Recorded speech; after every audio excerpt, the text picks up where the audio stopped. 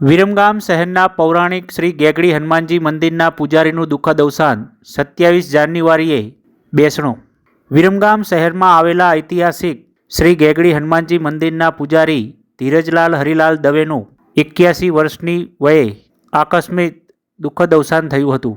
આજરોજ શનિવારના રોજ તેમની અંતિમ યાત્રા યોજાઈ હતી. સદગતનું બેસણું આગામી 27 જાન્યુઆરીએ સવારે 9 થી 12 કલાકે તેમના નિવાસ સ્થાને સુથાર ફળી ખાનપરાની બારી પાસે વિરમગામ ખાતે રાખવામાં આવ્યું છે.